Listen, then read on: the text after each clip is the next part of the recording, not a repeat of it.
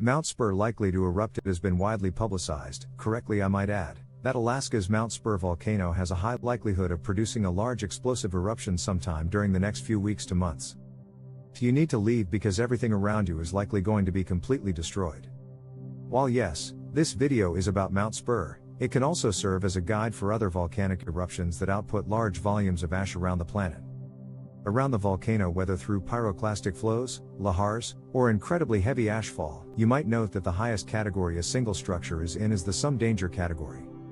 And this is only due to these structures existing in a floodplain that could in a worst-case scenario technically be damaged by a lahar so large that it sets records and is thus overall unlikely. Up to 1 to 3 centimeters of ash could fall on these select structures during an eruption, which in my opinion would be best to brush off of a roof much like in a manner you would do with very heavy snow. Moving down, we have the potentially expensive annoyance category. At this level and below, the chance of eruption-related fatalities is essentially zero. However, if precautions are not taken, possible damage to the regional water supply, or heavy machinery including cars and trucks that could be quite expensive from person to person could occur. Vehicle impacts make you internally panic. If you experience this level of ash, it is preferable not to drive unless completely necessary, as mile-per-mile car maintenance will get expensive quite quickly. Ash particles are highly abrasive and can cause damage to a number of car components. As a result, in very heavy ash conditions, oil changes will not be needed the regular interval of every 3,000 to 5,000 miles driven, but instead, every 50 to 100 miles driven.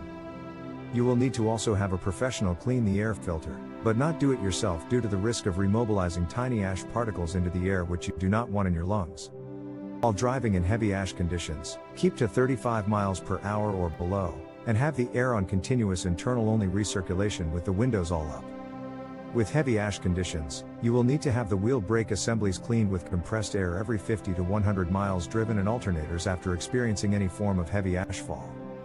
Essentially, if something catastrophic was to break due to ashfall, it would only occur within 30 days of when the ash fell. Further information survey website which I have linked in this video's description. It includes a much more thorough list about what to do during a period of falling volcanic ash which I recommend reading. I hope that today's video removed the fears of people who were severely overestimating the damage a future Mount Spurr eruption might cause to Anchorage or the Kenai Peninsula. Thanks for watching.